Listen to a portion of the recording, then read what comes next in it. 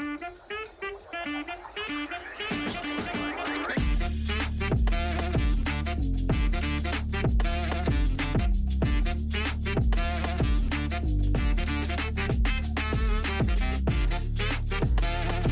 you ready?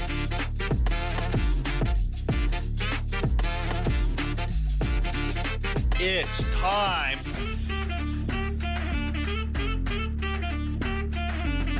for the Beastcast. Welcome to the Beastcast episode. Oh shit, it's been so long. Episode 46.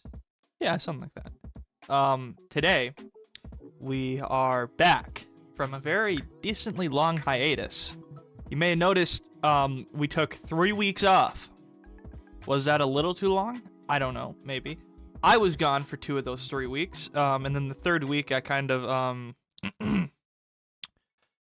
oh my god, speaking of Quick Trip, we just had a discussion about it, and it's just blowing my phone up with stupid coupons. Bruh.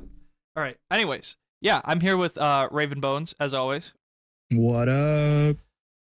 And so, since, we've been gone for a few weeks, we have so much to talk about. And I mean so much. First off, a lot has happened since we were gone. I've changed. I've forgiven. I've forgaven. I've moved on, as they would say, in the universe of happiness. So, but I went on a trip. Raven, what'd you do this whole time? I was out walking, chilling, having fun. You know the drill. Yeah. Yeah, you know the drill. No, anyways. Okay, stop. No, that's my favorite. Okay, no, that's my favorite of those. You've never seen the one where it's like the guy, he goes, you know the drill, and then it just keeps making the noise of the drill going. Oh my god.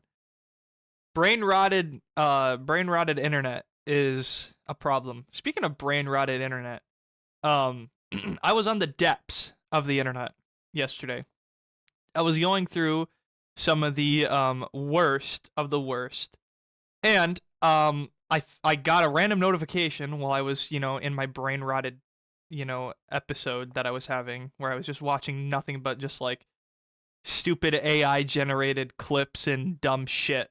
I got a notification, a huge notification, and it said the official director for a new Star Wars movie has been set, including the plot of the movie. And I said, no way, this isn't real.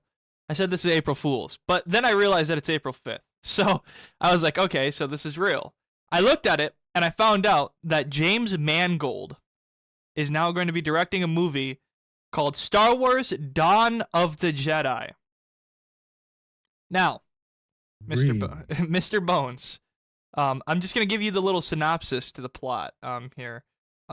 So here's the whole plot. Are you ready?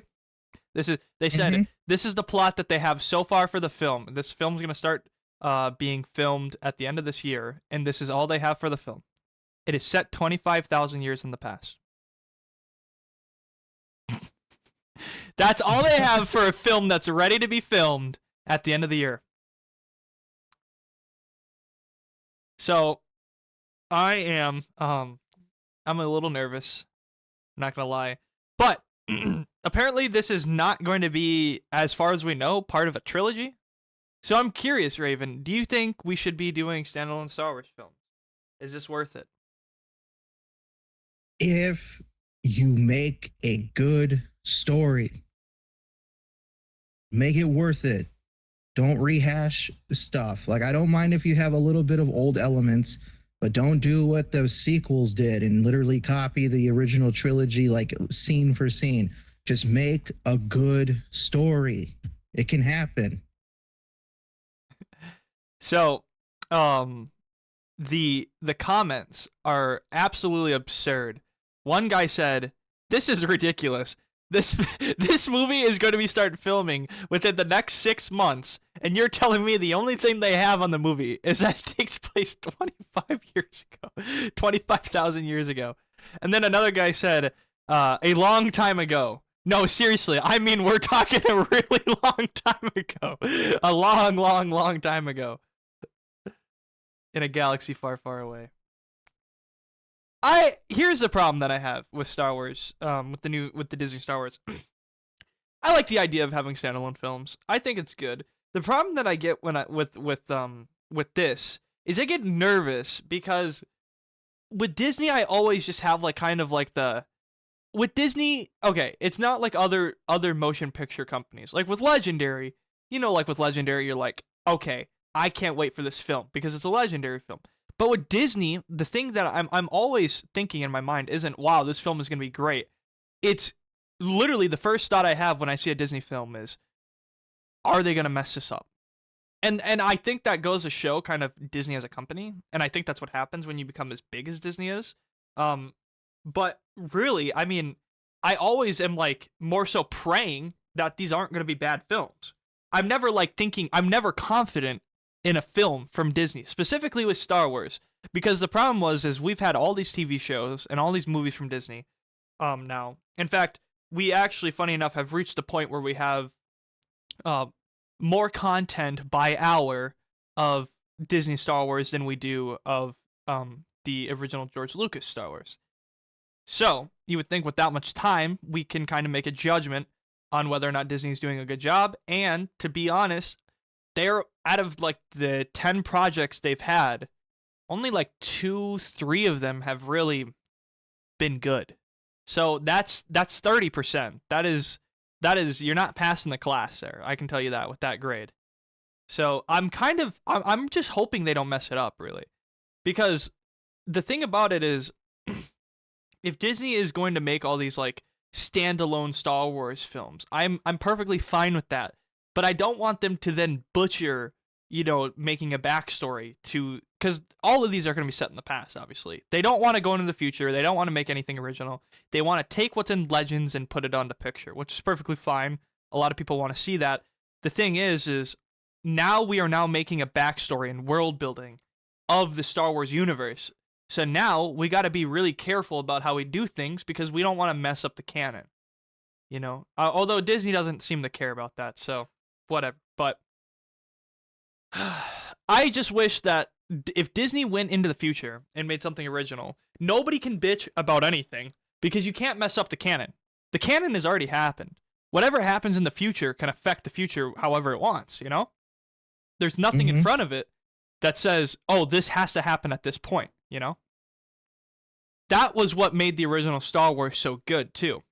Is because the thing was, everybody now kind of agrees that the prequels were pretty good. But when they came out, a lot of people didn't, because the prequels came out and it just didn't feel like they lived up to what was going to happen, which was with Luke and Darth Vader and all that stuff. So you're kind of setting this precedent. But with the original trilogy, you don't really have that because you don't know what's going to happen. There is nothing in front of, at that time, there was nothing in front of the episode 6. There was nothing that said this had to lead up to this specific point for it to happen. Okay. And also that was what in theory should have made episode 7 through 9 also work pretty well, is because they take place after episode 6, we now can kind of do whatever we want a little bit, but, keeping true to the nature. And still they managed to mess up the canon because they actually just blatantly got stuff wrong. I mean, that's the problem with going too little into the future, is if you keep these characters alive and keep doing stuff, you can completely botch the character and the story. So you got to be careful with how you do it. I think Disney should just go 10,000 years past the Skywalker saga. Go 10,000 years past, time has passed, things have changed. No, but you can't argue anything then, because nobody's going to be alive, nobody's going to be there to be like, no, this actually happened back then. Well, if something doesn't make sense, you can just be like, well, it's so far in the future, how is anybody going to remember what happened in the Skywalker saga? Stuff like that. But Disney just wants to fuck with things, so. But yeah, I'm nervous. Sad. It is sad. I'm just nervous. I'm nervous, I really am. But apparently, I'm going to look up, what has James Mangold directed? I mean, really. Okay, he directed Logan and Ford versus Ferrari and Indiana Jones. So he's got some hit or misses on here. So I mean, arguably, Logan is like one of the best movies, but Yeah, arguably. Ford versus Ferrari is pretty good. But then you have some kind of midder ones like Indiana Jones, Girl Interrupted. Not like life changing. 310 to Yuma. Russell Crowe. Wait, really? Dude, Russell Crowe, I don't know what's going on with that dude's career lately, but am I the only one that's kind of like noticing that movies these days don't really get much advertisement? Because every time I refresh a page, oh, Russell Crowe in a brand new movie, Sleeping Dogs. And I'm like, what? Anytime Russell Crowe is in a movie, it always got like a hyped up trailer somewhere on a 30-second ad or wherever. I didn't hear anything. And I was like, what is this movie? It was trash. Don't worry about it. I know you saw The Pope's Exorcist. And then I'm assuming you saw Land of the Bad is what you're talking about. No, I saw Sleeping Dogs. Oh. Pope's Exorcist was actually a pretty funny one with him. I actually recommend that movie. The thing because it's the first one that could set up a cinematic universe with exorcisms. And you'd know what I mean if you watched it. I looked at them when I was watching the movie. I was like, if you did a Marvel cinematic universe with this, but without Marvel, just, you know, the idea of it would be amazing. Yeah. Russell Crowe is kind of like one of those weird actors. He played in a movie, where is it? Oh, fuck. Somewhere in here. Anyways, he played in a movie, funny enough, of a author I just talked to a few days ago. This author's name is Garrett Conley. I don't know if you've heard of him. He wrote a story called Boy Erased, a memoir. I saw that on the shelf. Yeah, so basically the whole point of it is like it's an actual retelling of an event where his dad sent him to like conversion therapy. And it's kind of fucked up because like the shit he saw there was absolutely like absurd. And so like it's just kind of a retelling of that event. And then I think there's a movie about it. There's a movie that I think has Russell Crowe in it. Or it has somebody in it that's famous. Boy Erased. Yeah, Russell Crowe. He's in it. So it's kind of a crazy story. But it's on Netflix. Interesting. But yeah, so Russell Crowe now he's kind of like he's been doing weird things recently, which is I kind of like it almost a little bit. He's been doing just goofy stuff. It feels like he's trying to do the Nicolas Cage method now. Dude, what is going on with the audio? Yeah. Oh, yeah, exactly. That's exactly what he's trying to do. He's trying to he's like, I'm not doing films for money, really. I'm just doing them because I have so much money. I just want to do something. What a good man. Yeah. All right, moving on. We're going to keep going. So speaking of Disney, Pixar announces that they have a big surprise for everybody. A huge surprise. They have now officially announced a official set release date for Toy Story 5. There's got to be another one? That was my original thought too. Why the fuck do we need to have another Toy Story movie? I mean, realistically, seriously, let's think about it. The original Toy Story trilogy was pretty good, right? Like, I mean, Toy Story 1. Well, Toy Story as in itself was like an experimental film, right? Like the original. The reason why they did Toy Story was because they couldn't get humans to look right. So they said, because they looked blocky. So they said, why not just make a movie about toys? Because toys inherently have to be blocky. You know, they have to move funky. And so they did that. And then, you know, we had Toy Story 2, which was like what's her name? The girl cowboy. Can't remember her name. I don't either. But then we had Toy Story 3, which is like the coming of age, like I'm moving on, and then it should be done, right? But then for some reason they just like milked it again and did Toy Story 4. Did you actually watch Toy Story 4? No, I didn't. I did. I did. I wanted to, but I didn't. Was it good or bad? It was not the best. The whole point of the film is that all the original characters really get taken out of the limelight for this new character, Forky. And Forky just like messes everything up, even though he's not like actually a toy. He's just basically like a fork with eyes, googly eyes. And from what I remember from the film, it was absolutely like stupidly written. A lot of the main characters in like the original trilogy just have like no real anything in the film at all, other than Woody. And it just kind of comes off as like really bland. It was just like a very obvious cash grab. And that's what I'm starting to see with this. Why do you need another Toy Story film? Toy Story isn't like Batman, where we can keep, redoing it. I'm so happy you brought this up, because there is a movie out there that's the fourth one of a franchise now, where I was wondering the same thing. What is that? Kung Fu Panda. Oh, ooh, okay. Yeah, let's talk about that. Let's talk about Kung Fu Panda, because I watched it. I did watch it too. I watched it too. And I have mixed opinions about it. Why do you have mixed opinions about it? I do believe it's better than the third. Okay, yes. I okay, you know what? I actually agree. But it's not better than the second one or first. No, absolutely not. There's a reason. There was something about it that irked me, and that was whether the TV series is considered canon or not.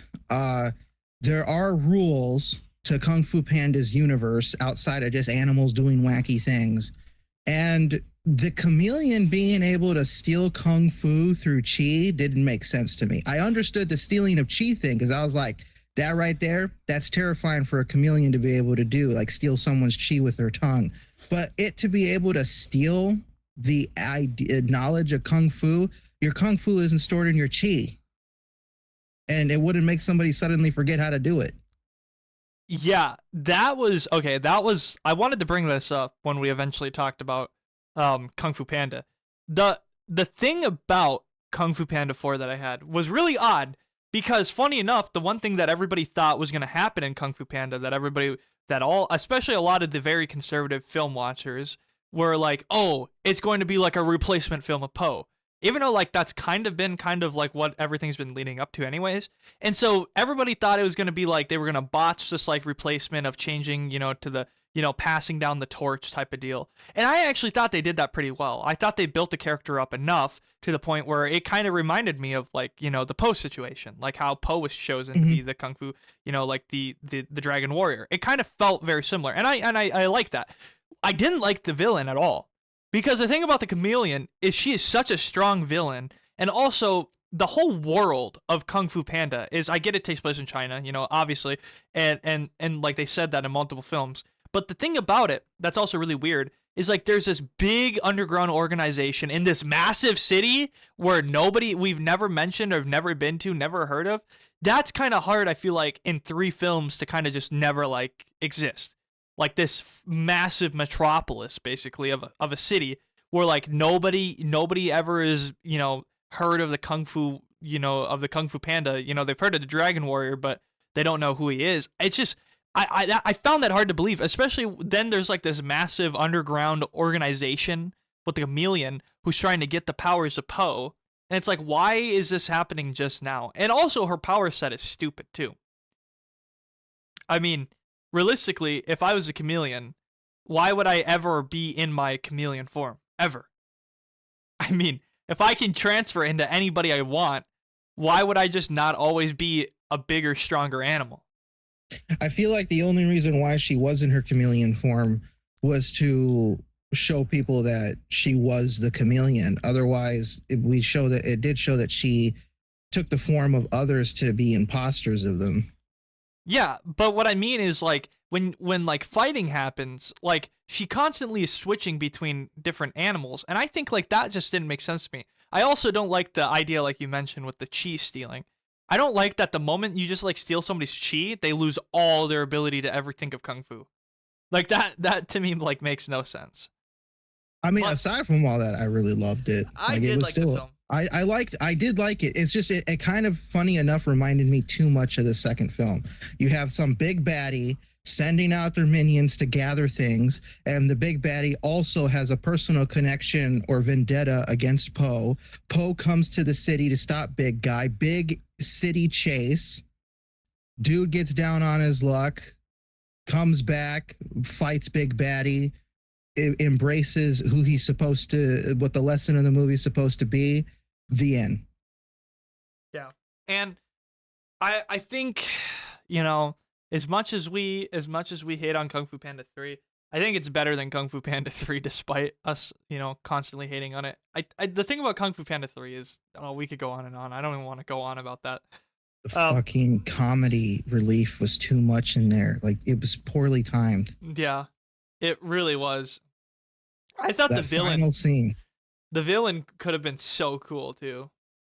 I thought the villain was cool because it was voiced by J.K. Simmons, and I liked the idea of him because I was like, I understood what he was doing, and I was like, this is like everything that Poe is meant to be, to like shape up being the Dragon Warrior and eventually a leader. And I thought the whole thing wrapped up nicely. Then Kung Fu Panda 4 happens, and I did like, as you suggested, the building up of this unexpected character to take his place as the Dragon Warrior.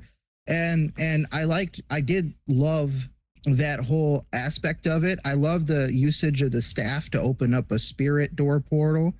But I thought there was too many like gimmicky things. But if we were all saying we were going to do a Kung Fu Panda marathon and number 3 finished and everybody decided to get up and leave, I would say, well, what about number 4? Because it's like I would still want to watch it again. Yeah. And, you know, I think this kind of leads me into the point of like some people just hate to hate, kind of.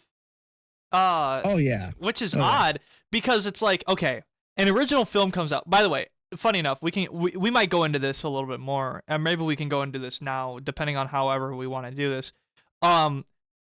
The younger millennial and Gen Z generation was surveyed. They surveyed over, I think it actually was a large number. It was like 10,000 people. And out of the 10,000 people, they had a 90% rate that said they would want original new films rather than remakes or continuations. So, you know, I think this just kind of comes down to, Kung Fu Panda 4, there's already 3 of them. I don't want to see a 4th Kung Fu Panda. But I think a lot of people don't understand is that some people, specifically me in particular, really like to see the continuation of a story because I don't like when a story is a one and done. You know, it's cool and all. Like, you have some really good ones in there, like one and done stories. There can be a lot of good ones. But some of the best films of all time are continuations of each other. I mean, let's just look at like the most modern example of like one of the best movies of our generation, probably. That's a continuation that everybody loves is Dune. Everybody liked, I mean, a lot of people actually didn't like Dune, but after Dune 2 came out, you know, then all of a sudden Dune 1 was so inspirational. It's like, okay. But like going back even farther, you know, Godfather. Everybody loved The Godfather. And then The Godfather 2 came out. Everybody loved The Godfather 2. Oh, there's a third one, but nobody likes that one. But the point is continuations, you know, whenever a film gets popular, continuations happen and usually people like them. It's very rare that people don't like the second film in a series. Actually, funny enough, it's more odd that a second film does worse than the original, due to the fact that usually the first film hypes up enough people to watch the second film. Kung Fu Panda 2 was like the only outlier I can think of off the top of my head where the second film, and maybe I guess Star Wars, the sequel trilogy, where everybody hated the second film. I mean, Attack of the Clones, you could argue, but here's the thing. Attack of the Clones, whether you like it or not, was a box office, was a blockbuster. I mean, it was the most successful Star Wars film of its time, before Episode 3, and then later Episode 7. It even trumped Episode 5. So people can dislike the movie, but they can't deny how successful it was. And so, but yeah, usually the second film always does good. And so when you have these continuations, you're just bound to, continue a story because a lot of people want to see that story continue. And if a story's done, it's done.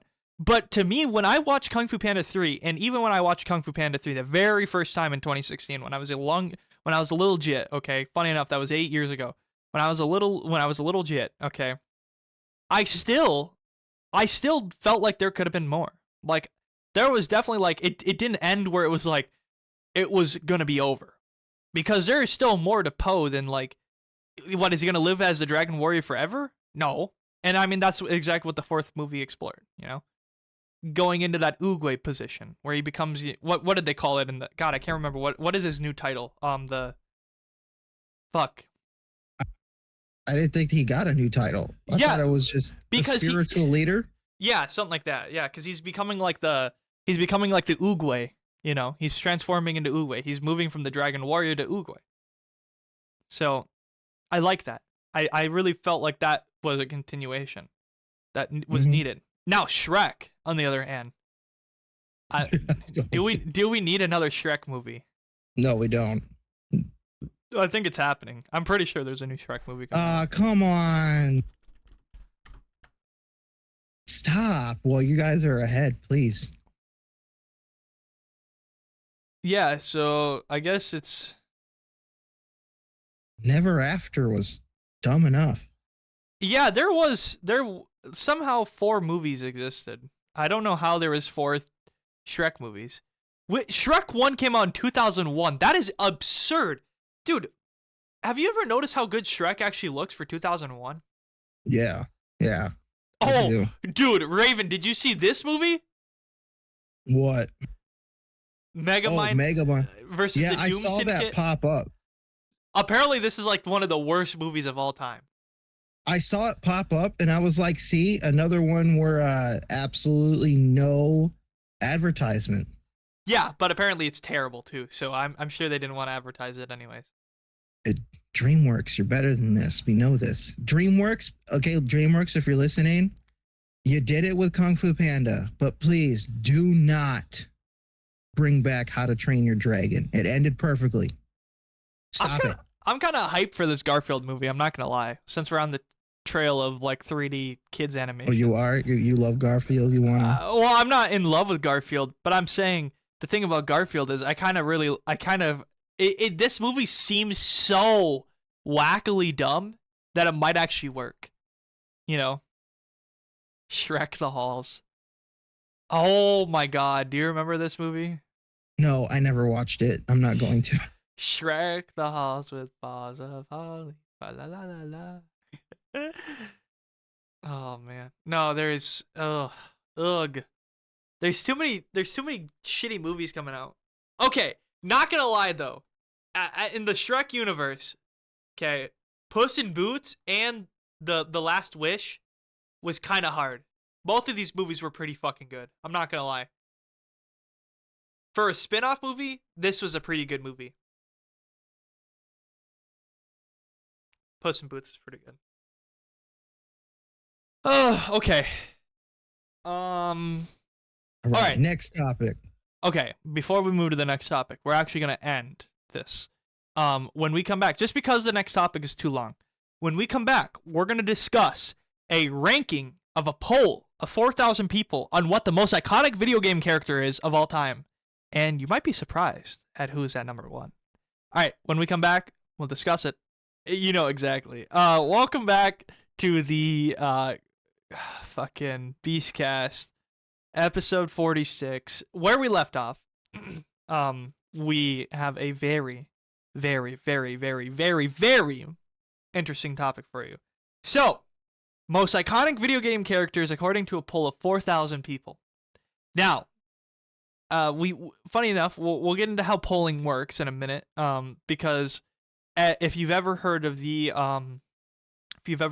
how they poll Americans for, who's going to be the next U.S. president, this kind of works the same way. So let's get into this. So out of a poll of 4,000 people, were they random? Who knows? They gave them the list of top 15 video game characters, most iconic video game characters, so like video game characters that they can think of. Okay, number 15 was Crash Bandicoot. It's PlayStation. Ooh. Number 14 was Solid Snake. Ooh. Number 13 was Steve from Minecraft. Number 12 was Pikachu. Number 11 was Arthur Morgan from Red Dead Redemption. Number 10 was Shadowheart. Ah, yes. Number 9 was Kratos. We love it. Oh, Of course. Society. Number 8 was Master Chief. Number 7 was Link from Legend of Joseph. Number 6 was Pac-Man. Number 5. Now this is where it gets a little interesting. The top 5, I feel like there's no way. Like, this can't be real. Number Okay. 5 is Sackboy from PlayStation 2 and 3. Number 4, Sonic. You know, that's reasonable to say Sonic is a top 5 most of all time, most iconic video game character. Number 3, Agent 47 from the Hitman series. Ah, nice. Number 2, Mario. Of course. Duh. And number 1 is Lara Croft from the Tomb Raider series. I knew it. So, this is absurd. I just want to point out, this is absurd. So, here's the deal. That's accurate. Here's my take, okay? And here and maybe I'm thinking of this in the wrong way. Okay, listen. The problem that I have with this list is there's no way in hell, I'm talking in hell, these are random. So when you poll people, you're supposed to do it randomly, okay? Now, is that hard? Yes, but here's the problem with polling randomly. It's difficult. It is. That's why, if you've ever noticed, in U.S. population, when they do a who's going to win the president poll, it tends to be very mixed. You don't really know. Because if you've ever seen, there was a poll done, funny enough, we talked about this, I believe in a class. It was a poll on who was going to win the 1936 election.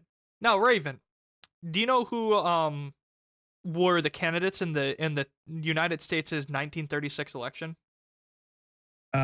No.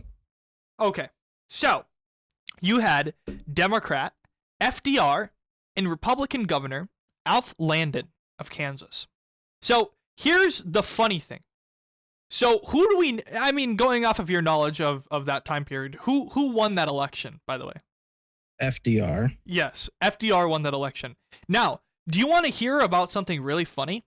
There was a poll done, and this is real. There was a poll done of 2 million Americans, which at the time, okay, that would be like the equivalent in today if somebody polled. I'm shit you not. If somebody polled like 40 million Americans, okay, at the time, because the population was still way lower because the baby boom hadn't happened yet, okay? So it'd be like if you polled like 40, 50 million Americans. And out of those 2 million people, it was landslided for Alf Landon to win the presidency. So everybody and their sister said, FDR's done. It's over. 2 terms, he's done. FDR's not going to win. Well, who won actually in a landslide victory? It wasn't Alf Landon. It was FDR. FDR won in a landslide victory. I'm talking, I think he only lost Texas?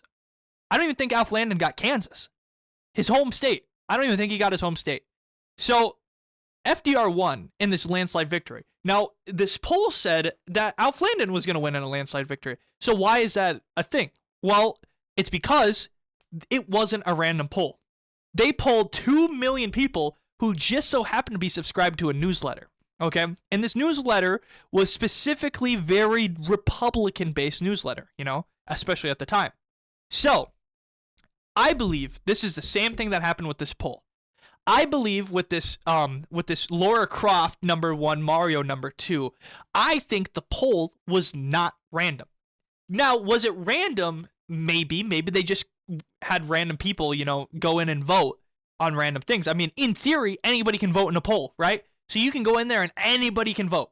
Now, the thing is who was actually voting in the poll is the question. Because I guarantee if you did a mandatory, like I'm talking, if all the governments of the world put guns to the heads of every single gamer and they had them put down a list of the top 15 most iconic video game characters, I can tell you who's not going to be at number 1. I can tell you who's going to be at number 1, by the way. It's going to be Mario. Gun to everybody's head, force them to do a poll. It's going to be Mario. Mario is going to be number 1. The thing is the polls who did this, if you notice, and let's just step back for a minute. For most iconic video game characters, there's a few outliers on this list that don't quite make a lot of sense to me. Number 1, and this is real, is Arthur Morgan. Arthur Morgan doesn't make sense to me because, yes, he might be a very iconic video game character, but Arthur Morgan is not iconic in the sense that he's iconic throughout generations. I mean, you can even argue that with Tomb Raider. Tomb Raider's been around since 1995. You can argue that's generations of iconicism. Arthur Morgan is like a new character in the last 10 years, I believe. Red Dead Redemption came out, 2010, right? Something like 10 years. I don't know when the original came out. But Arthur Morgan came out in that time period, okay? Another one that is really odd to me, and this is real too, is, funny enough, Sackboy. Sackboy is also a very much newer character. Even though he's not newer now, Jesus, now he's still newer.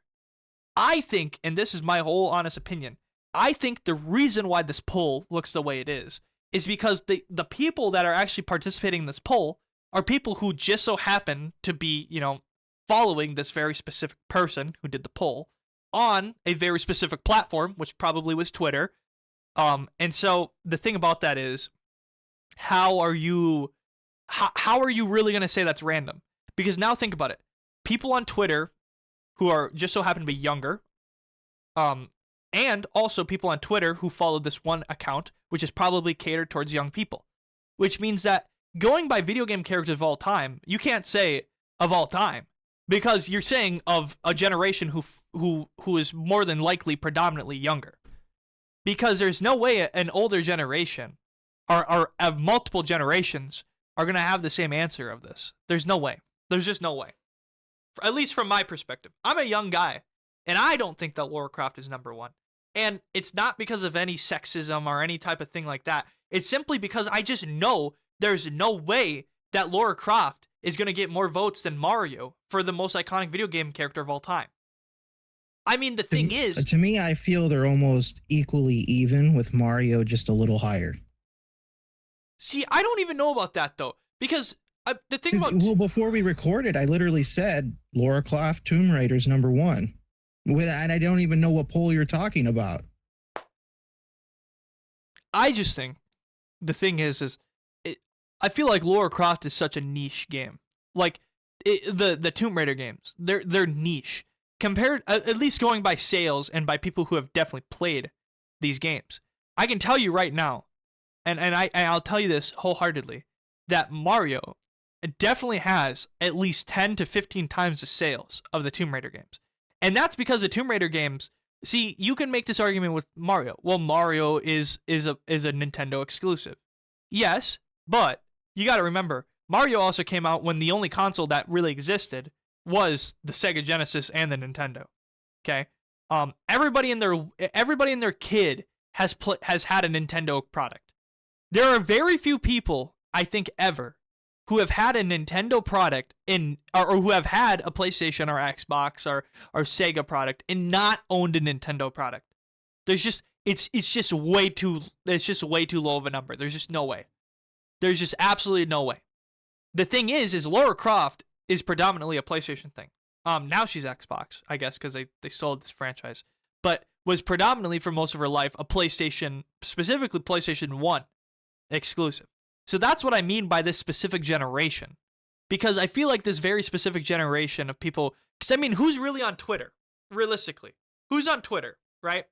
It's not going to be people who played Mario in the 1980s. It's not going to be people who played Mario in the 1990s. It might be people who played Mario later, but it's going to be that millennial generation that grew up around the PlayStation 1 and 2 era. It's going to be. Maybe some kids, too. And that's why I think, like, people like Kratos and Master Chief and Arthur Morgan are on there. Master Chief, you can argue, is iconic just because he's had so many games and so many movies, so many things about him. But the Lara Croft Tomb Raider movies, the last time I checked, they're shit. So I don't think anybody's looking at those and saying, well, that's why she's iconic, because she has a movie. I'm pretty sure those movies flopped. Like, hardly. Like, hard. It's like the Doom movies. Do you remember those movies from the early 2000s? Oh, that Doom movie with The Rock. Yeah. That was the first time I ever saw tits on screen. Really? Yeah, I didn't expect it. I was all like, what the? And then it actually scared the crap out of me, to be honest. Because like at first, it's exactly how they portrayed it in the scene. Two guys seeing a girl naked, acting a little seductive in the locker room. And then you have the pervert dude of the group going, ooh, what's that? And then, of course, she turns around, doesn't have an arm, and she's infected. And it scared the crap out of me. I was like, all right, I got the message. Don't look. But I that POV scene though in it was probably what redeemed it for like the 2 minutes it was on screen. Dude, POV became so popular in the early 2000s, it's insane. Like everybody and their sister wanted to do a POV shot in a movie. Like we were just watching a film called Shaitan. I sent you a clip from it. It's a French horror film, and like it really paved the way for like this like handheld horror. It uses a lot of cameras, specifically from like lower budget camera companies to shoot, you know, these like kind of POV scenes. And I think that's kind of like how like the genre got defined, you know, like those horror films with like first person. That's like how we ended up evolving horror into like the Blair Witch Project, you know? I feel like that was kind of the step, is those like first person camera shots. Ugh. But I wanted to just discuss this because I thought it was just a really interesting list. I think the list is a little skewed. I think it's a little biased of a list. I think if you polled all people who have ever played a video game ever, which is a lot of people, specifically of all ages, I think Mario would probably overcome Lara Croft. I also don't think Agent 47 would be in the top 3 either.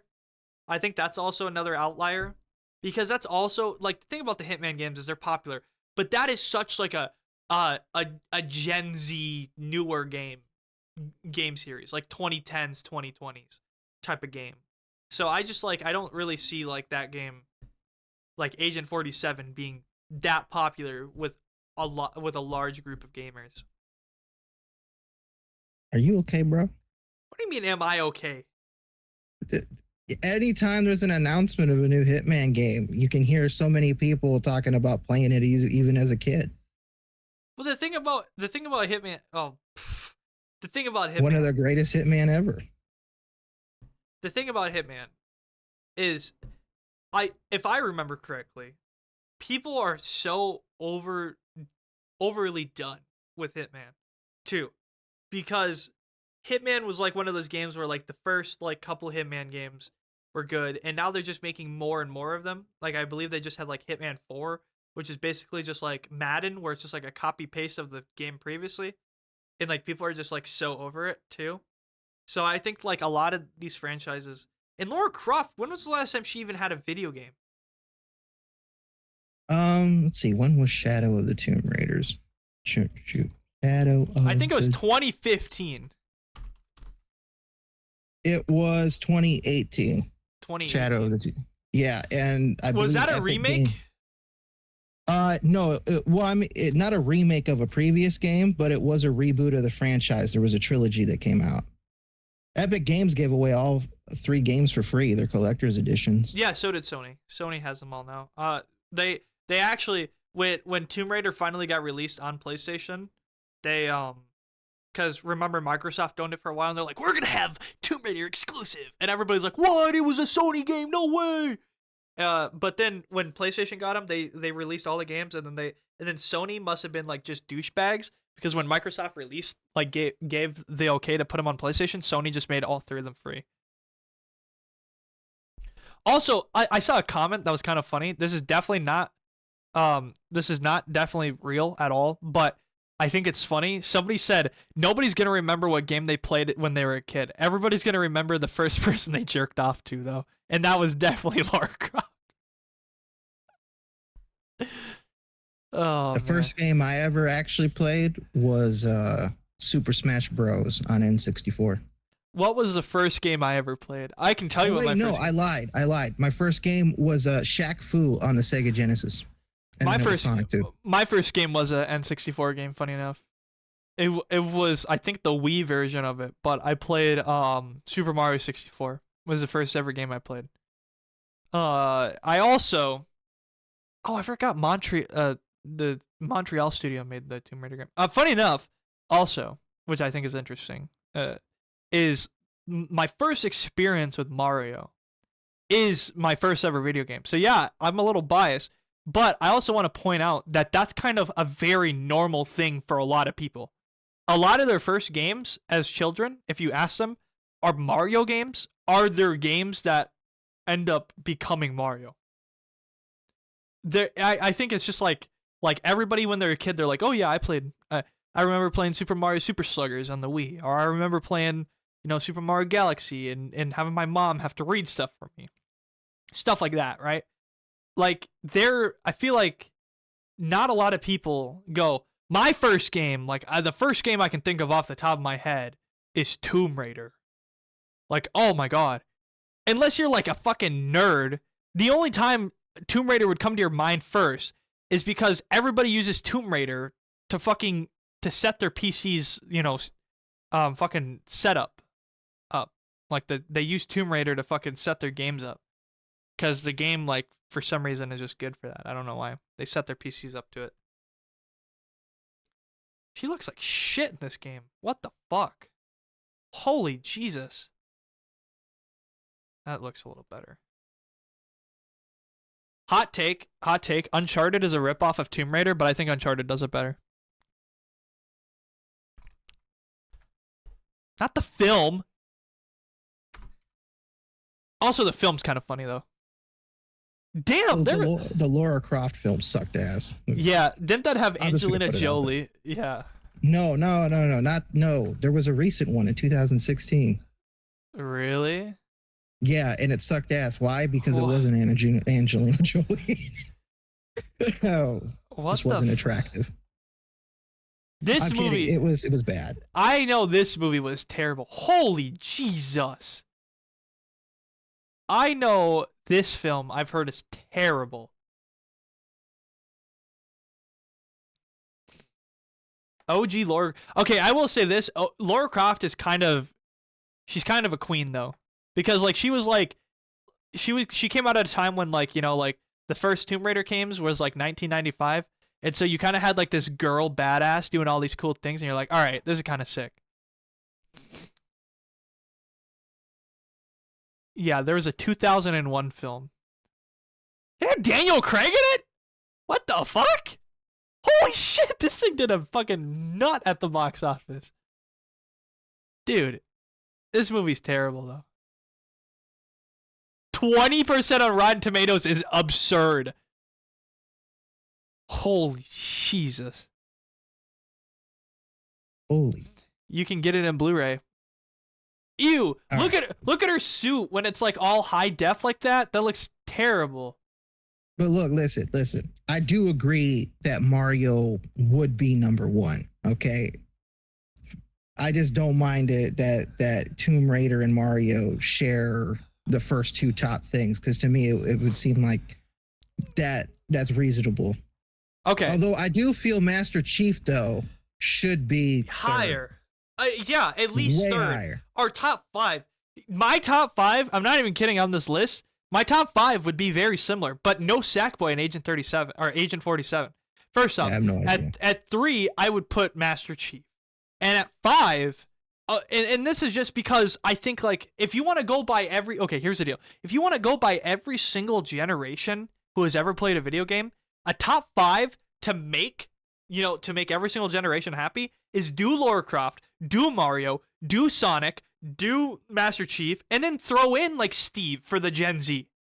Because Steve is the most iconic character of Gen Z. Literally Minecraft is the most sold game in the past 20 years. Of all time. There's no game since 2009 that has gotten close to Minecraft. Which, by the way, I don't know why, but I got on this random itch to play old Minecraft. And that's because that's what Minecraft is. Minecraft is literally Minecraft was originally like the game that everybody wanted to play. And then when nobody wanted to play it anymore, everybody realized, wait, this game's nostalgic. I want to play it. It got to that point. Instead of like dying, Minecraft just became nostalgic. And so everybody for the past 15, 20 years is like, that's the game, like Minecraft. So Steve definitely is up there. I think it should be Steve, Sonic, Master Chief, Lara Croft, Mario, whatever. That's my thing. That's how I do it. Yeah, that's good. But yeah, hot take. The original Uncharted games, they look terrible now that I look back at them. But there's a huge but. I also think that they do that's Tomb Raider but better. Also, nobody likes Among Thieves at all. Uncharted 2, and I guess apparently Google telling me wrong, but everybody back in the day hated this movie or hated this game. And I don't know why, because this is like one of my favorite Uncharted games. Uncharted 2 is like one of my... Now, the bad one is Uncharted 3. This one is the one that I don't like at all. Mainly because it kind of takes Nathan Drake's character and just kind of just throws him under the mud. I will say, the introduction to Uncharted 3 is fucking awesome.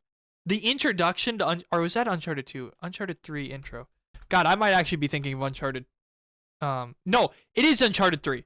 Uncharted 3 has one of the best introductions to a game ever. You start out in like this like bar scene, and you're just whipping ass in a suit, and I think that's like dope. No, I actually am thinking of Uncharted 2, ain't I? I might be thinking of Uncharted 2. No, I'm not. I am thinking of Uncharted 3. Awesome, good. Uncharted 2 has an introduction scene that is also dope. Like, that's what I mean. It's genre-defining game. Uncharted 2 starts with you hanging upside down in a fucking in a train on a cliff, and you have to try and jump and go through this upside down train. It's awesome. It was nominated for Game of the Year. You do need to play the game. I have a PlayStation 5. I have no excuse. Wait, there was Game of the Year award. Oh, I forgot. This is what the Game Awards became. VGX. Do you remember this, Raven? This was like what? Yeah, VGX. Because it was hosted by Spike. Really? No. Oh yeah, it was. That's back when it was. This is before Joff, whatever. What is his name? Who that runs Jeff? It? Jeff. There you go. Sorry. Joff. Joff is crazy. This is when Jeff, like, before his reform, like, he had video game awards, and he quite literally treated them like the Oscars. There was a bunch of celebrity actors that weren't part of video games that were there. It was too busy advertising movies and everything else. And you had people like Angry Joe, who made videos completely pissed off that this didn't feel like video games awards. It felt like a jerking off to sell brands and sponsors. And it was after him, and I believe one other, I think Pro Jared before his downfall, and a few others had made the same complaints, that he actually stopped the video game awards, and he did a complete reform of it and made it more towards gamers, and now everybody loves it. Look, I'm not saying that this guy is probably a good or bad guy. I am saying that if I remember correctly, Pro Jared had the downfall like Toby Turner, where it wasn't his fault, I believe. Didn't the accusations that came out about Pro Jared, they got everybody like got screwed with. Hey, Green Bay, what the hell? Got like they completely like tried to destroy his career, right? And then if I remember correctly, didn't he come out with a video where he just like completely debunked everything? Like, I swear. I didn't say he was guilty. I just said before his Well, he had like, okay, he was guilty. He had like a sex blog, but everybody was trying to claim that like on the sex blog, he was like trying to get with younger girls. And he was just like, nah, that's not true. Okay, moving aside, we got completely off topic. Sorry about that ADHD moment there. So GTA won Game of the Year in 2013. This is cool. So let's see what Game of the Year was. Madden NFL 2000. Hey, you know what? I'm not going to lie. This is arguably one of the best Maddens of all time, though. It's a terrible cover, but this is arguably one of the best Madden games of all time.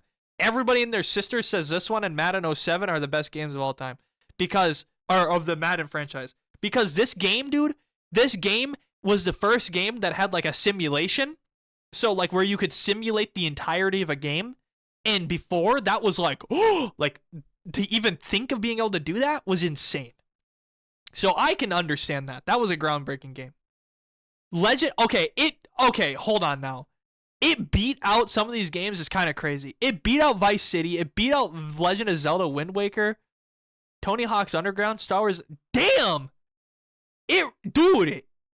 Holy shit. That's crazy. Let's see. Most anticipated game was Halo 2. Call of Duty, OG Call of Duty won an award? Whoa. Yeah, because it was considered revolutionary. Yeah. I mean, okay. Yeah, that's true. Advisory Council? Andy McNamara?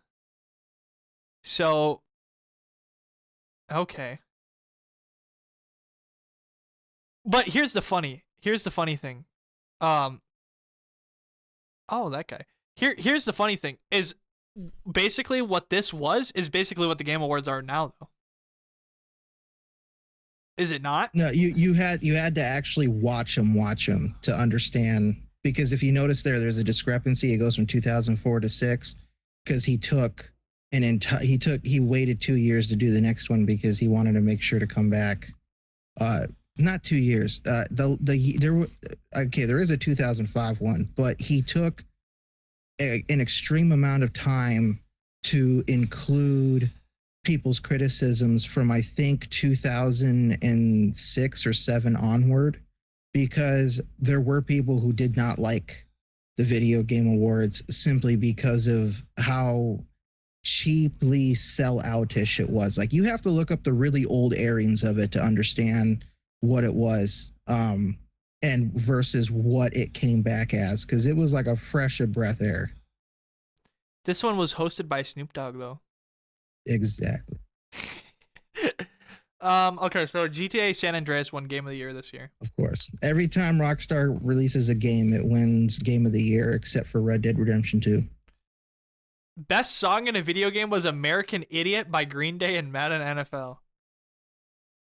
Wow. That is absurd. Best new technology, the Nintendo DS.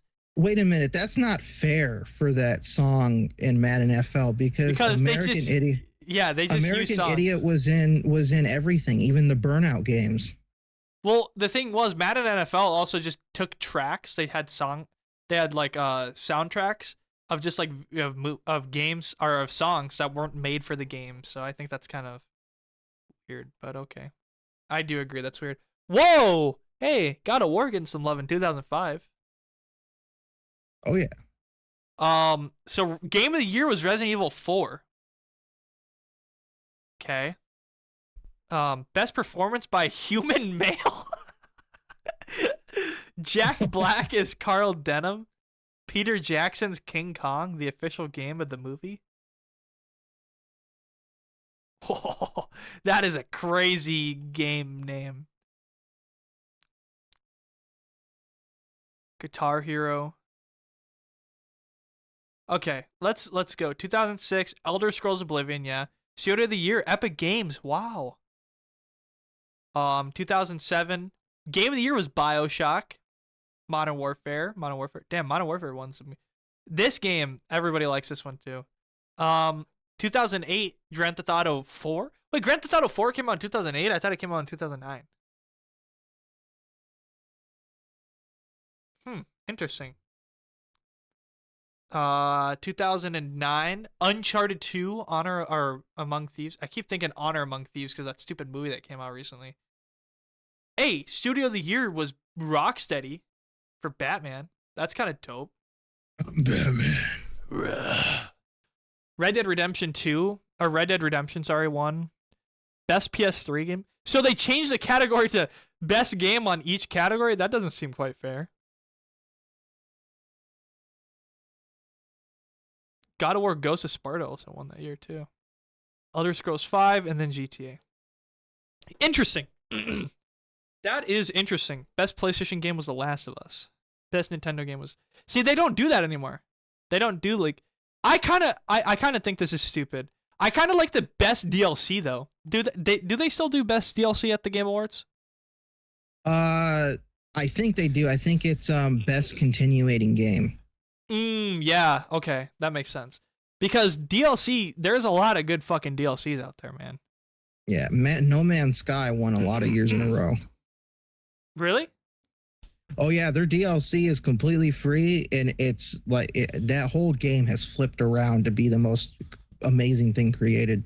Yeah, I've heard about the awesome transition that is No Man's Sky, but still, we can't knock that it had one of the worst launches of all time. But oh yeah, it's comical. It was a comically bad launch, but that was 8 years ago, man. It sent everyone to space.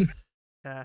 But it's cool now. All right, when we come back, we got some cool things to talk about. I might talk about where I was for the past 2 weeks, and we got one more topic specifically that might intrigue you about Martin Scorsese. We'll be right back.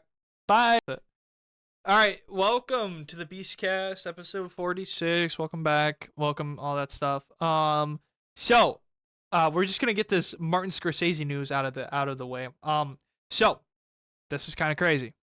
Apparently, and this is true. This is true. This is from the horse's mouth.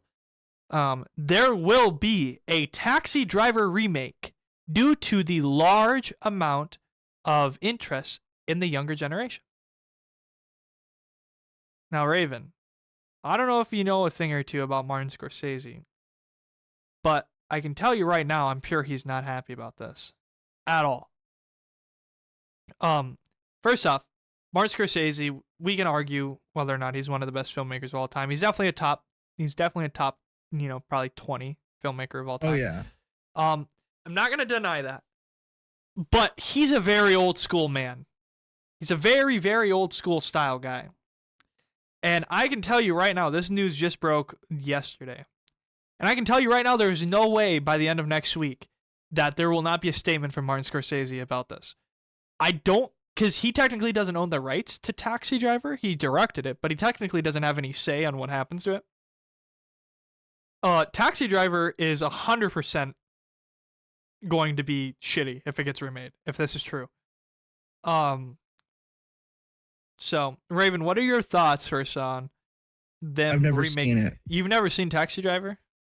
No, so I can't really speak much to it, but I would hope that if they do remake it, they at least try to honor Martin Scorsese a bit. But I don't know why it has to be remade anyways. Even if there is interest in younger generations, why not just put it in the theaters again like they do for some old films?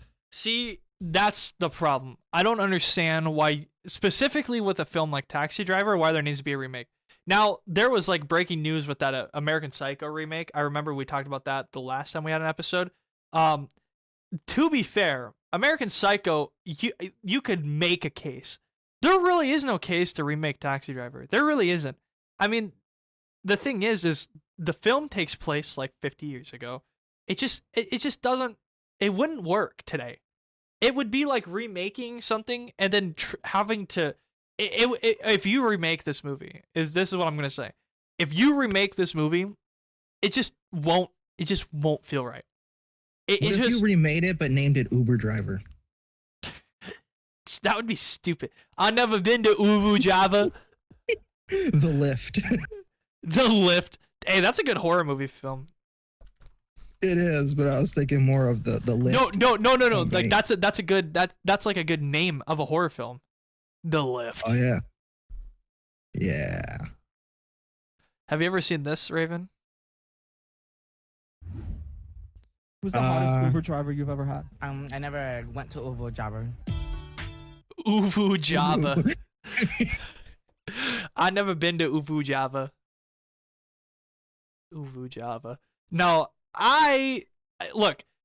That could be that would be a comedy, and I almost bet Scorsese would probably like that. If you went up to Scorsese and said, "Hey, your film Taxi Driver, I have a good idea for a remake. It's called Uber Driver," he would laugh so hard he'd probably be okay with it. Because it's so stupid. It would have to be like a comedy. You know how they do like those parodies like the starving games. Mm-hmm. It would have Yeah. to be like that of Taxi Driver, where it'd have to be so absurdly dumb.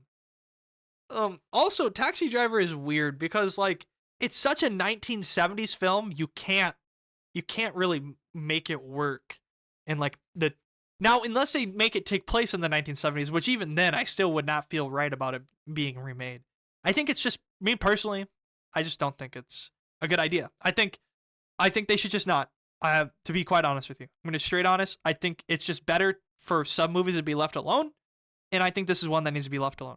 It'd be like remaking The Definitely. Godfather. It's like, why do I need to remake The Godfather? It's just like such a product of its time. Because the Godfather never dies.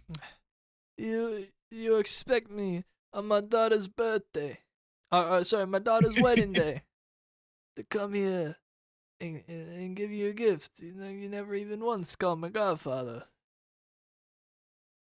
I love Scorsese's little. Can we all agree that American Psycho 2 with Mila Kunis is the best? That movie is quite literally one of the worst films I have ever seen. I'm not even kidding. Have you seen the introduction of that movie? Yeah, I watched it. I downloaded it. No, you did not watch this movie recently. I did. I did. Yeah, I did. Dude, this film has one of the worst openings ever. Patrick Bateman literally dies. Uh-huh.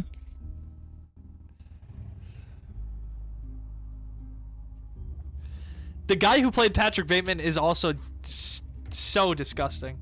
He's like fat. Clara was my babysitter. I was only 12 years old, naive, and somewhat trusting. But all that was about to change. You know how some babies... This clip, how is this clip alive? It literally has the R word in the title. What? To wake up from the nightmare after being drugged by Alan? Jesus. or roll a romantic evening But this is the best movie ever made. was free. I got really pissed. First off, why would he ever be... Look, this guy is just not anywhere near. Why, at any point, would he ever get with a woman who's babysitting a girl? Because he's just a psycho, duh.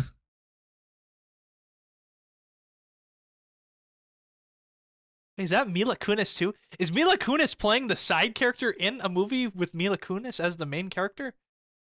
That is crazy. What the? Dude, what in the...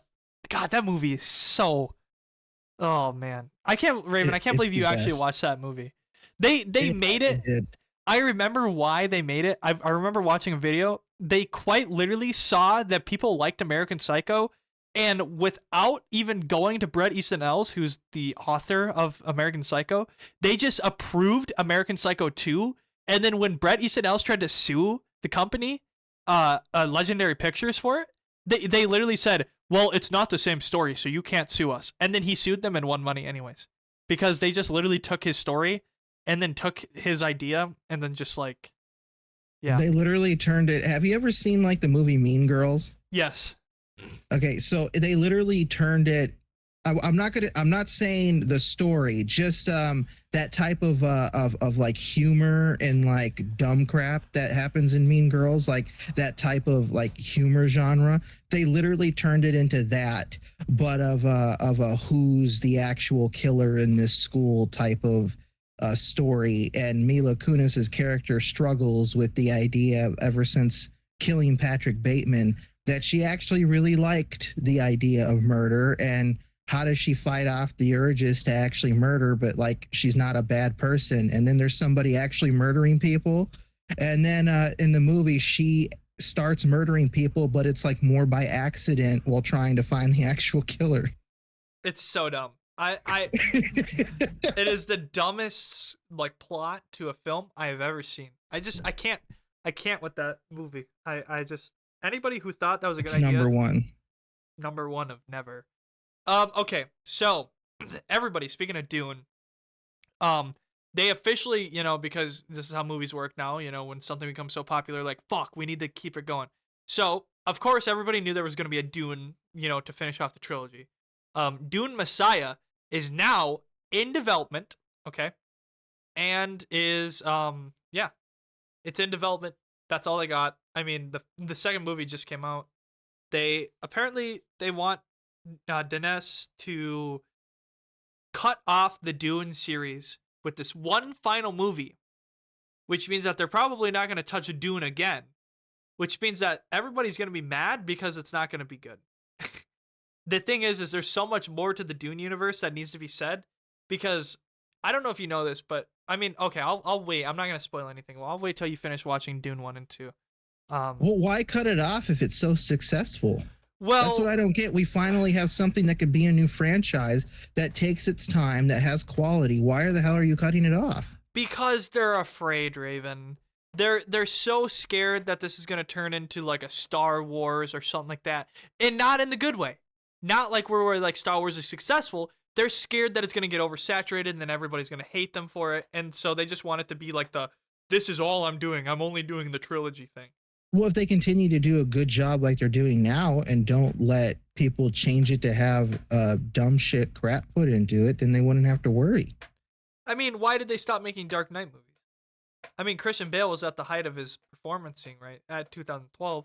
Why not do a fourth movie? It's the same thing. Well, it's because just of how beautifully it was crafted. Yeah, and I mean, that's the same thing in a way here. I mean, you have a director, Nolan, and then you have a director like Dennis here, Villeneuve, who is quite literally, he's done. He doesn't want to do it. He wants to do his 3 films and be done because he feels that his story is done. Even though, yes, the Dune story is not done at all. I mean, there's still like a whole secondary part after this that really should be explained. Unless they're just going to try and cram it all into one movie, which would be terrible, but... better be a 3-hour and 20-minute movie. Honestly, I'd be fine with a 4-hour movie. I don't think the box office would be, but I'd be fine with a 4-hour Dune movie. You're in the desert. Get lost in the runtime with us. Yeah. Well, dude, the thing about Dune movies is even though they're long, bro, they don't feel that long. Because, like, you feel like you're in the universe and you're like, shit. And next thing you know, you're like 2 hours into the movie and there's 30 minutes left. Fuck.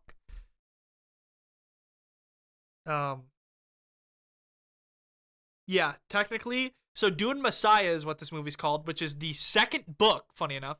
But there's a third book that was written, and then his kids wrote a bunch of books too.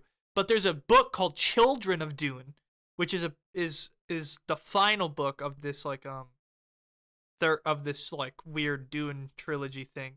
And so they're ending it on the second book, which is odd, but maybe they're gonna try and mesh it all into one.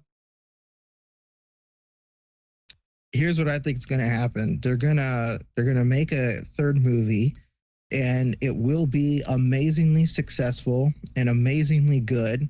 And then what's going to happen is when this studio starts making other movies that absolutely suck and bomb, they're going to try to revive it again. Well, it's Legendary Pictures, man. I mean, they have so many good franchises. I mean, let's take a look. Legendary Pictures is all-time films.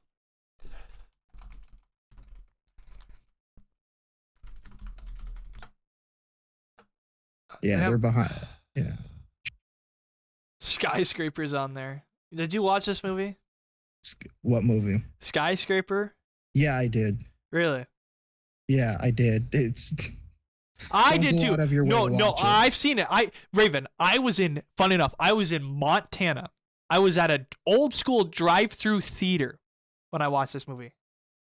I'm not even kidding. I was at like one of those drive-in theaters, where you get your car and you park. Yeah. Oh, do you remember this movie? Warcraft? Yeah. Oh, I bet you were so mad when this movie came out. No, I'm probably one of the only people who liked it. Really? And I know the story of, I've never played World of Warcraft, but I do know the story of World of Warcraft because the people who did the games, the original guys who did the games, did come out with books that basically followed the MMO story, but in book format. And I did read those books when I checked them out from the library. So I do know the story of Warcraft. And I actually liked the movie because I was like, there's no other way you would do this unless you were really trying too hard to be Lord of the Rings. Like, this feels like, here we go. I mean, there were some choices made in it that I felt like could have been a tiny bit better, but I was like, for a Warcraft movie, where's the sequel? Yeah, I didn't watch it. I just heard a lot of people were disappointed with it. Speaking of people being disappointed, apparently, well, okay, no, I'm not gonna lie. I'm not gonna lie. First off, here's the problem. People, with this new Godzilla and Kong movie, I thought people weren't liking it, but then again, here's the problem: is on Letterboxd, everybody's so pretentious, right? Like everybody thinks like they know better, right? On Letterboxd, like everybody's like, oh, my top 4 films are Badakati, some fucking French film from 1960, you know, and it's like only 3 people have ever watched the film type of thing. That's the people that you're on with Letterboxd. So like, of course, like a movie like Godzilla and Kong is not going to be good. However, I did hear that this movie was kind of not as good as the last ones, which kind of scared me because Godzilla versus Kong was already, I felt like, not liked a lot. So It wasn't liked by some old school Godzilla fans, but I enjoyed it for what it was. I thought Zilla looked great in this movie. I thought Kong looked terrible. If you want to talk about people who again, I feel like I'm in a boat all by myself. Am I the only person who actually liked the spin on Clash of the Titans and Wrath of the Titans, those 2 movies? Am I the only one who liked those 2 movies? Yeah, okay. Look, here, like, I wasn't expecting it to be like the most amazing thing of the generation or follow Greek mythology almost completely to a letter. I just wanted, like, I actually enjoyed this.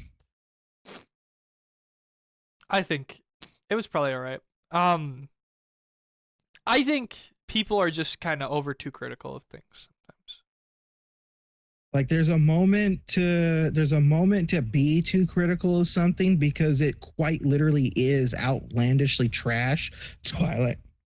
And there's, you know, things where you're just meant to have fun. It's like what the Critical Drinker did recently with the movie Damsel. Like, I wasn't expecting Damsel to be this like groundbreaking freaking fairy tale movie. Like, I watched the trailer, I knew what I was getting myself into, and for what it was, I was like, yeah, that seems like a very, I liked the story. Like, I don't know what's going on. And then he makes a whole movie calling it like the worst movie ever. And I'm like, bro, what are you talking about? And then to find out this dude actually writes books that are #1 sellers, I'm like, what are your books containing? Because I feel like I could read your book and I could very nichely pick apart everything in your book the most disingenuous way that sometimes you do pick apart movies. Because like there's some times where he'll pick apart a movie and I'll be like, yeah, that's actually valid because, you know, valid. And then there are other times where he's just picking apart a movie for the sake of picking apart a movie to pump out a movie, or because he knows that his audience probably looked at the trailer and thought one thing. And I'm like, Damsel was not that. Okay, Billy Bobby Brown did a good job in Damsel. It might not have had the best writing in the world, but for its wacky fairy tale-ness that it was going for, between a kingdom abusing a dragon and an ancient family tradition regarding it, I thought it did a great job. Like, it was believable enough to me. Like, what's the problem? Like, people need to just shut up for a moment. Look, here's the thing. The problem with people like the Critical Drinker, and this is my thing, is, yeah, I might be at the end of the day, I might be a hypocrite when I say this, but I don't really like shitting on movies, like specifically to shit on them, because of the fact that I feel it hinders creativity. Like, even the worst movies that I can think of in my life, like when I think of those movies, right?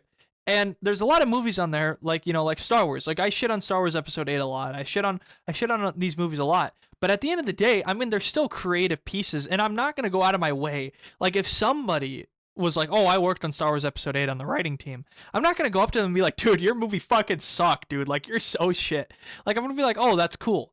Like, I'm not going to go on here and just completely shit on a movie. Like, specifically grab a movie and be like, this is the worst movie I ever watched. Here's why it's shit. Yeah, I'll say I didn't like a movie, and here's why I didn't like a movie. I thought there was plot holes. I thought there was things like this. But I'm not going to be like, oh, everybody don't go watch this movie. It was the worst fucking thing I've ever seen. And like, that's terrible. Like, that completely ruins creativity. Whether the movie is actually that bad or not, I think the way he does it is just so over the top terrible. And there was actually, funny enough, I watch a writer's podcast, and they talk about this, how like they don't even like to acknowledge those people, because the thing is like those people have a fan base and an audience, and it's just completely full of hatred, man. Like it's completely like it's completely just people shitting and being annoying to be annoying. And it's because he knows it's going to get him money, and he knows that his fan base is going to really like that. And yeah, being critical of things is fine, but the way he does it is so, I just feel like so wrong in a way. For me, when it comes to movies, except for Twilight, everything, the one I'm about to say applies for everything except Twilight, don't care. Is that I don't like shit on a movie and say, don't ever see it, worst fucking thing ever, unless I'm talking to a friend. But in public, like if I ever ran into the person who wrote the screenplay or the director for it and they asked me about it, I'd be like, it was bad, but you gave it your best shot, and I appreciate that, because I can see where you tried.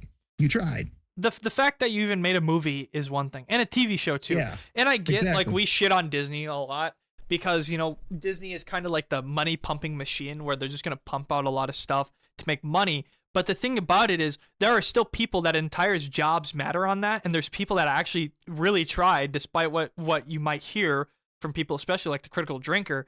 And like, that's kind of why I stopped watching a lot of those people, is because it's just the wrong way to approach things. Like we don't need to be spreading negativity in a creative aspect, especially when it comes to writing, because a lot of writers, you know, a lot of times is they don't get the choice a lot of times in what they're getting to make, and they're still trying to write through those terrible decisions and ideas and make something out of it. And that's why when I'm shitting on Disney films, like, not shitting, I should never say shitting, but that's why, like, when we're talking like we don't like a Disney film, it's not that we're saying like how he's saying it, we're pointing out all these flaws.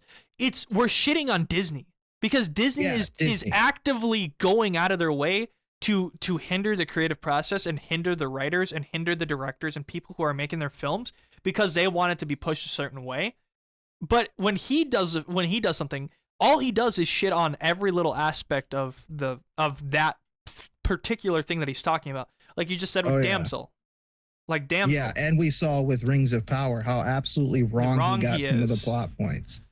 Like he got tired of paying attention. And it's like, if it's your job to critique movies as critical as you are, you can't get tired of watching the movie, because you have to be paying attention.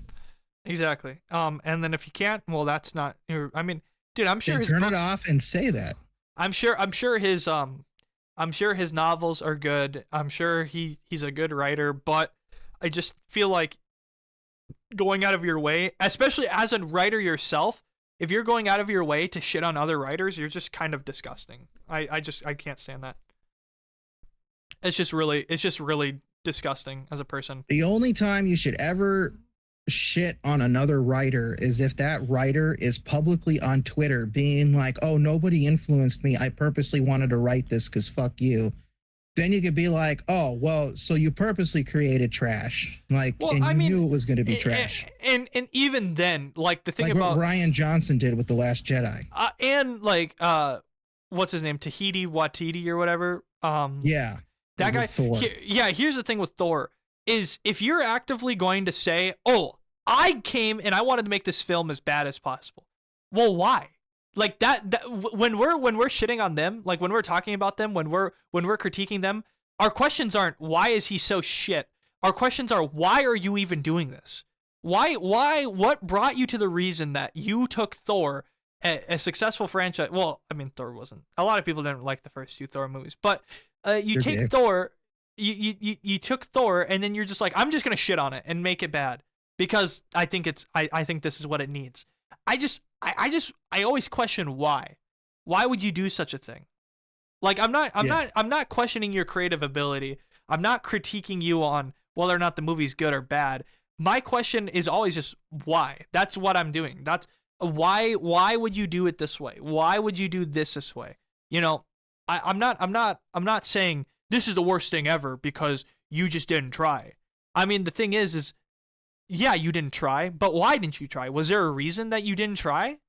Like, was there a sole purpose and you taking Thor and going, I'm done with this. I'm just gonna make it the worst thing possible, and then if people still watch it, then I guess I don't know the thought process behind it. So, dude, He literally said he didn't care how much you liked the character. He'll ruin it. Like he wanted to make Thor the way he wanted to make Thor, because we quite literally covered how he said he only did it for the money. He didn't really care about the characters. yeah, and then in that case, I don't blame the writers, because he as the director wanted them to write it that way. yeah. Okay, I'm really confused about this Godzilla movie. So Which one? The new one, Godzilla X Kong. So I kind of fuck with the pink Godzilla, but why did they make him pink? Oh, because it's like him going Super Saiyan. Like, in the King of Monsters, he went nuclear. This is like him getting an upgrade from the ancient world. Whoa. Okay. Yeah, because I heard the director or something say that, like, they wanted to do it this way because it was like a Goku thing, but I don't mind it if you. I like the pink.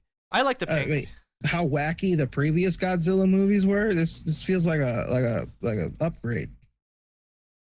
I mean, Godzilla sliding on his tail 20 miles to roundhouse kick Mothra, I think it was, or Ghidorah. Okay, the OG Godzilla movie, the 2014 one, is fucking awesome. I don't care what anybody says. One.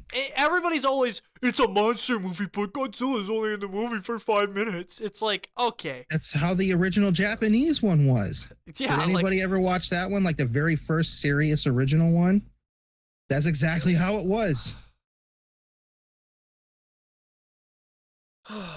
Man, dude, Godzilla 2000 is nuts. It's the best movie ever. It's like Jurassic Park gone wrong. I hate that Americans decided to take Godzilla and do their own thing with it, because it's so dumb. It's like, dude, Godzilla is like a very Japanese thing, and then seeing an American do it is absurd. It is. Yeah.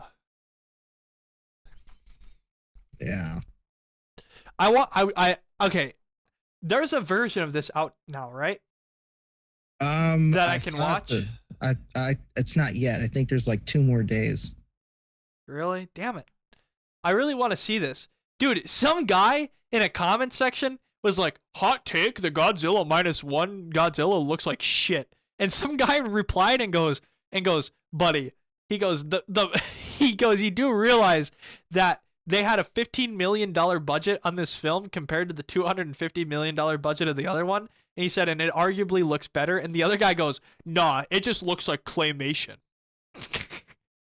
Yeah, funny enough, I do like -1 better in the aspect of if you look up the very old Godzilla costume that was worn, this is very close and like improved. So like old Godzilla. I think it was 1954 was the first film. Yeah. Yeah. It looks very close to it. The reason I remember. So you know like why Godzilla exists, because like the concept is fucking genius. They created Godzilla, it was like this Japanese creator, and he created Godzilla, because it's like after World War II, like the nuke goes off and it what's it called? It like poisons the water and like mutates the lizard or whatever. That's like the original concept, Mm-hmm. Like, I love this. Like, I think it's such like because it's also like, funny enough, like this is during the rebuild period of Japan too. So it's also like, it's during this rebuild period of Japan. So you get like this kind of like seeing of like how Japan is rebuilding and how like they're trying to make money during this time. By making films like this, and it is so smart. It is just so cool. I love that. But it was directed by Honda. Ishiro Honda. It didn't come out for 2 years in the US. It's pretty cool. This guy's still alive? This kid had to have been a child. Okay, maybe he wasn't. Maybe he was okay. Wow. Well, speaking of stuff and big things. How was Europe? Europe was awesome. Europe was fucking awesome. I'm not gonna lie.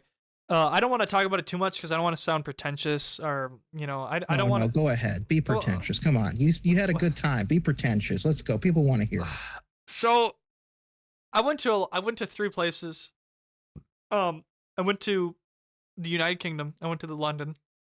Then I went to Germany for just a brief moment, like just a few hours. And then I went to Poland. Specifically in Poland, I went to Krakow. And then I went to Zakopane. And it was surreal. I know there's kind of like the foreigner bias, tourist bias is what they call it.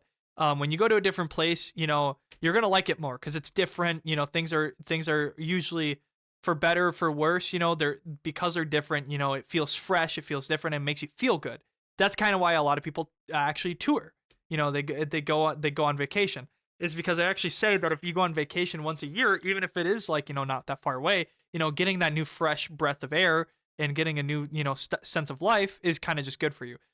Going overseas, they say, at least I was told that you should always try to go at least twice in your life at some point overseas. Just because of the fact of there's so much world to explore, and you're only here for so long. And it's just seeing that cultural difference is insane. And also with the giving wars that have been going on, in countries, you might not, who knows, that some countries you might not never get to see. I mean, think about it. I mean, just 6 years ago, I could have got a plane to Moscow and I could have went to Moscow. I can't do that anymore. Stuff like that. So you never know what you're going to be able to see and what you're not going to be able to see. And Poland was no exception. It was insanely beautiful. It was such a beautiful country. The UK, London was awesome. First off, I'm not going to dock London. We shit on the Brits, but London is beautiful. As a city, I think it's a very tourist city. I think the thing about London is I would never want to live there.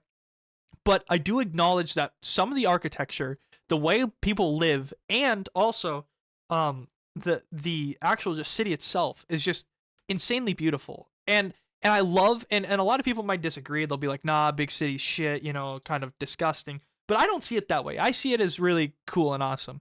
Paddington Station in London was awesome. We rode a bunch of trains and just like seeing how different people are. Funny enough, the Brits are fucking stupid. They walk up and down escalators. So I don't know if they're just like such in a hurry. Like, I don't know. I'm like, bro, where are you going? Like, the train's not going to get there any faster because you walk down the escalator, you fucking idiot. But it was awesome. London was cool. I saw Big Ben. I saw Buckingham Palace. I went to the Globe Theatre, which is where they hold a lot of Shakespearean plays. It was awesome. We got to ride in one of those big taxi buses, one of the big red ones. I can't remember what they're actually called, but I wanted to ride in a black cab. I didn't get the opportunity to. But then Poland was awesome. So Poland is just beautiful. The cities there are very old, other than Warsaw, because Warsaw during World War II got fucking demolished. But Krakow was kind of like the taboo place, so nobody attacked it. So you have like history for like 800 years of history there, and it is awesome. And we learned so much about like actually the Polish life and how Poland was before Lithuania, before all these countries attacked, like especially in World War II, World War I, and it was awesome. Like it was so cool. And Krakow is such a beautiful city because the whole city revolves around two things. That it's this one part is called Old Town, and another part very close to Old Town is the castle. It's called Wawel Castle or Wawel Castle. And the castle is massive. It's actually basically like a city. So there's like a plateau, and then in this plateau, there's like they built a big castle around this plateau. So it's like basically a whole city above the city, and it's so cool. And then Old Town is like this district where it's just basically like not a lot of cars, a lot of local buildings, a lot of like eateries, a lot of food places, and it is so good. The food was amazing. And also non-tradable goods, which for those of you who don't know, non-tradable goods are basically like goods where you eat and you consume them. So stuff that you wouldn't be able to just, trade with the United States or trade with a different country. They're cheap, very cheap in Poland. So their Polish currency is called the zloty, and the zloty, funny enough, it is 1 to 4 with the USD. So for every $1, you get 4 zloty. And I'm not even kidding. I could get a bottle of Coke, like I'm talking a glass bottle of Coke, or sorry, Pepsi. They don't really do Coke there. I could get a glass bottle of Pepsi with a candy bar, so like a Twix or a Kit Kat, plus then also get a sandwich for 8 zloty. That's $2. I could get for $2, I could get a bottle of Coke, or sorry, a bottle of Pepsi, a candy bar, and a sandwich. And it was great. It was so good. Portion sizes are a little smaller, but it's so cheap, and food was so delicious. There's less additives in the food too, so like it was a breath of fresh air. And the weather was pretty nice for most of it. There was like one bad day in the 11 days we were there. Then we went to Zakopane, which is a mountain town.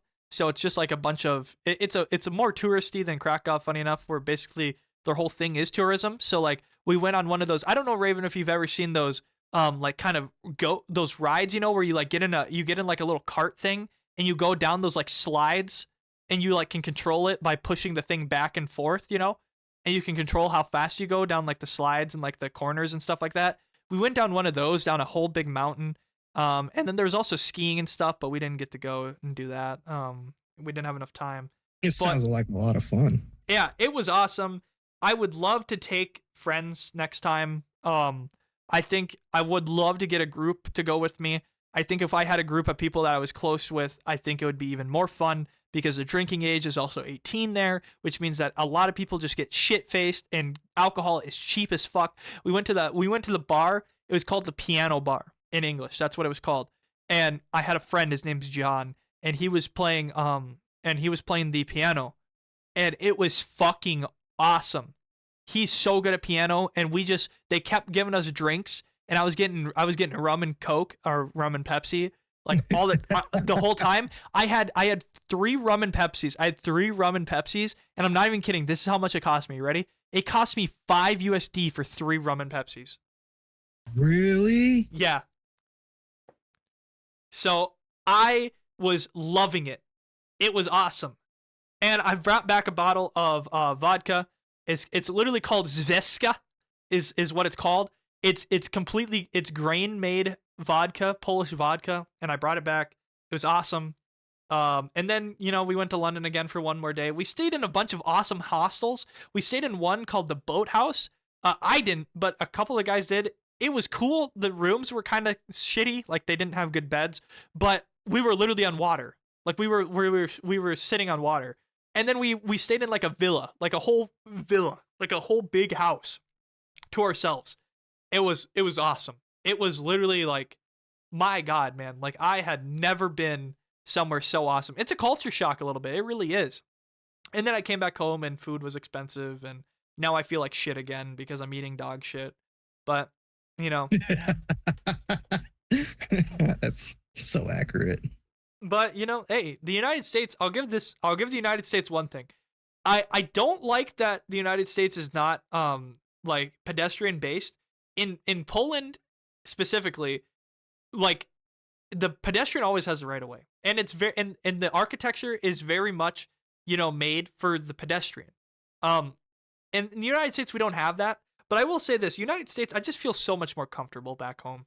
Like I didn't feel like I was not comfortable there, but like I don't know what it was. I just when I get back home, it just feels nice, you know? So it was awesome. It was an awesome experience. If you ever get the opportunity, when people say, "Oh, I'm going to Europe," or you say you want to go to Europe, don't just go to France and the UK and then go to Switzerland or like one of those Nordic countries. The Nordic countries are cool, and I plan on going to them too. But go to Poland. Poland is like such a sleeper country to travel to because things are cheap. It's very beautiful. And the people are so nice, especially to Americans, because the only people that really travel to Poland that are English speakers are British people. And British people are fucking just so sassy and mean a lot of times. So it's kind of like a breath of fresh air. They really like it. Also, from what I know, they also really like the United States too, considering that the street we stayed on was called Washington Street. So they must really like presidents there. It was pretty cool. It was it was definitely an experience. So it was also cheaper. I was there for 2 weeks and it only cost me like $1,400. So Only 1,400? well, do you know what's funny? You want to know where 800 of that came from? Just the What? plane ticket out of the United States. Dang. Yeah, Dude, if I save up a lot of money, we could go. we could. Well, I was telling those British fucks, I said, you're already in Europe, basically, you know, except for Brexit. You're basically in the area. Let's just, you know, you guys could get a plane ticket for less than $100 and we'll meet you guys in London. We'll go fly over to Poland or like Switzerland or like one of those countries and chill. It'd be awesome. But getting them to even like getting them to do anything but play video games is absurd. So, Yeah, they'd rather look at fake women. all right, we'll end it on that. Thank you guys for watching. As always, you know, it's a pleasure if you stayed until the end. We really, really, really, really, really appreciate it. Anything else, Raven, you want to add? Have a good day. Yeah, have a good day. Have a good morning because it's Monday morning when this releases. Take your vitamins. Take your vitamins. Take your multivitamins. Take your pills. No, you schizos out there, don't take your pills. Take your fucking pills, and enjoy your day. Enjoy your week, and we'll see you on Friday. Bye, everybody. Thanks for watching. Bye.